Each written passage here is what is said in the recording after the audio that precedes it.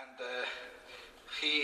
Dr. Klenze, has an excellent and broad formation in different areas of the medicine. Before he started dedicating to anti-aging medicine, he founded the Klenze Institute for Anti-Aging Medicine in 1996 and has installed different anti-aging clinics in many different places, even in Spain, Barcelona, and Madrid.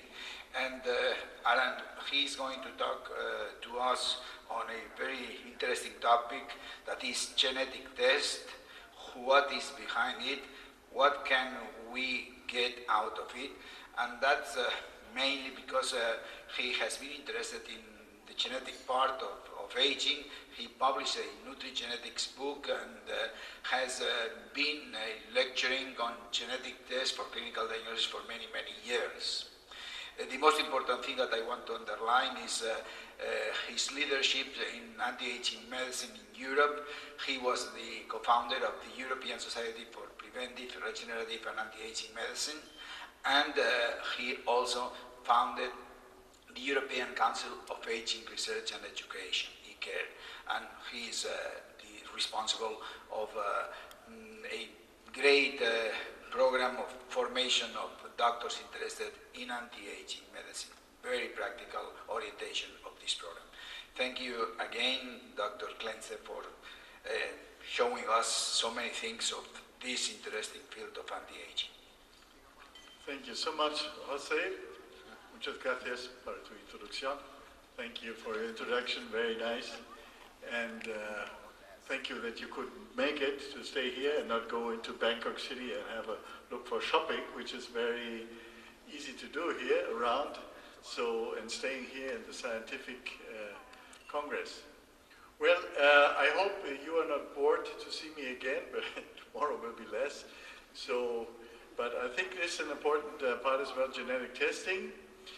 And you know, the United States government gave out, the Presidential Council for Health and Technology and Science, and they said they have priorities for personalized medicine.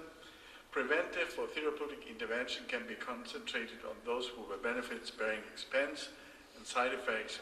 That's what they are talking with. So personalized treatment becomes more and more a very important part of treatment, and in every country, as you know, we have high risk by wrong prescription, because when you would have done the genetic test before, you would not have this problem of risky side effects by wrong dosing. On the other hand, we have the risk prediction out of this, and this is especially for preventative medicine. Very important because genetic tests can be done for cancer risk. And you see here, among women who got the test for cancer, about 52% of them wanted to know about the breast cancer risk and the rest and other cancers. So we can identify characteristics that are associated with high or low risk. Why is genetic testing important? So that's a question why your patient will ask as well. We have to identify the risk, the characteristics which are associated with higher risk. So that's, at the end of the day, the outcome is a predictive testing with two types: pre-symptomatic testing, where you send your patient and do the genetic test with a buccal swab or with saliva or with blood. And you see the development of disease is certain when the mutation is present, or predispositional development of disease is possible when the mutation is present. For example, in breast cancer. Some issues to consider are medically indicated if early diagnosis is beneficial. That's a very important question. And can we influence the life planning decisions? And can you have psychological ramification? So how can researchers explain why some people respond to treatment and others do not, or they have side effects to this treatment or whatever? So as you are all involved in hormone treatment, you want to know what is my hormone doing in the body, and that's why genetic testing is so important. And we have the gene, and on the gene we have different areas like the the control part, the codon, start codon, then we have the exons and introns, and mostly on the exons are the most genetic mutations. Some are on the introns. The introns do more control the exon expression. So, some facts. In human being, 99% bases are the same. DNA bases are the same. Remaining 0.1% makes us unique. If we put the epigenetic control into this, we have a little more. So this variation can be harmless or harmful or latent. Are not harmful on their own, but in change with other genes, they become harmful. So the question is, to all is, look for your SNPs. SNPs means small nuclear polymorphisms, the little tiny gene mutations which you have, which makes you so unique. How are SNPs involved in so many different aspects of health? So here you see that small changes can do a lot of different. You see, in this case, this is the DNA and the RNA at the end of the day, and you see they make the coding for the amino acids, and with only one exchange of one, the green one to the yellow one, DNA base, you get finally another amino acid. That means the protein which the body wants to make is different. And the protein, and if it's an enzyme, has different function. It's not so functional and can be harmful or cannot work very properly. That makes it. SNP acts as genetic markers, put them all together, we have the different persons, depends on where we're looking for. So the significance is in disease diagnosis, in finding predisposition to diseases, in drug discovery and development, in drug response, investigation of migration patterns. That's very interesting if you go to the webpage of, I think it's the Geo or whatever. You can find National Geographic, you can find your own ancestors, where they come from. They do the genetic testing with saliva. So consequences of an SNP is actually drug and hormone metabolism. So we can see if your patient is taking which drug, let's say statins or antihypertensive drugs, are good or not. We can see drug and hormone transport. We can see hormone receptor sensitivity. We have an look into the responders and not responding actions and adverse drug reaction. But as well, risk and disease susceptibility. So you have a lot of information from this little genetic test just from the buccal swab. Let's have a list to the risk disease. Everybody knew Angelina. Angelina did her genetic test and she found the BRCA1 and BRCA2 genes were mutated, and this is a high risk for breast cancer. So the features suggesting an inherited predisposition to cancer, in this case, is 2 or more close relatives are affected, early age of onset, cancers of a specific type, like breast or ovary, multiple or bilateral cancers occurring in one person. So as you can see here, this girl, 35 now, healthy. This 39 now, breast cancer, breast cancer, breast cancer. So actually to see this, you can avoid this breast cancer risk when you do something. This BRCA analysis, the BRCA1 gene, which Angelina did, is a very important analysis and gives patient a good overview. And mutations in these genes call for 3 to 5% of all breast cancers. 95% of breast cancer is sporadic and is controlled by many different genes, like the metabolism of the hormones. So you see this test, and you see that risk of cumulative breast cancer and ovarian cancer is already increased with age. So if you have a risk and your mother or your sister or your auntie has the same, you do the test, is positive, you have to do something. And this doing something is, for example, chemo prevention, aromatase inhibitors, or oral contraceptive, which is valid for ovarian cancer risk, or what she did, prophylactic surgery. She did the prophylactic mastectomy, reduces the risk by 90%, why not by 100%? because there are only still some cells below the nipple, and this is still not solved this problem. Prophylactics are pingo-oophorectomy, reduces risk by 96%, which is high. So at the end of the day, she did it right. You know, everybody was talking about this, but I don't see another solution for her. She can go every time for mammogram, but at the end of the day, if she goes for mammogram, she finds something is already there.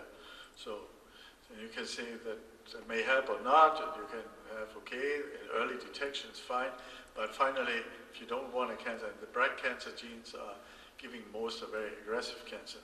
So we have other genetic disease susceptibility. I told you these are genes which are involved in hypertension, like angiotensin-converting enzyme and so on. And you see that you find a risk in this. The same for arteriosclerosis, and so you can see. You can see for acute myocardial infarction, for Alzheimer's disease, and cancer risk, which are increased for colorectal cancer, bladder cancer, lung cancer. Drug response is shown up in the pharmacogenetics, which is very interesting to see. We have 1 in 15 British hospital admission is due to adverse drug reaction. 30% of German hospital admission is due to drug prescription adverse effects. 43 people die every year of the same cause in Germany.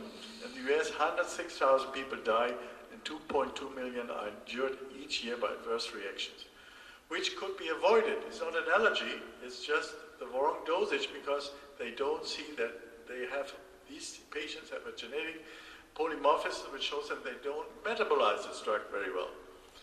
I'll give you an example. We have, for example, here in Asia, we are in Asia and we have the 2C19. It's a gene for an enzyme which is used in many drugs, and one of them is Valium or diazepam. You see here, if you see Asian intermediate metabolizer, 25%, poor metabolizer, 60%. That means actually good metabolizing, only 40%.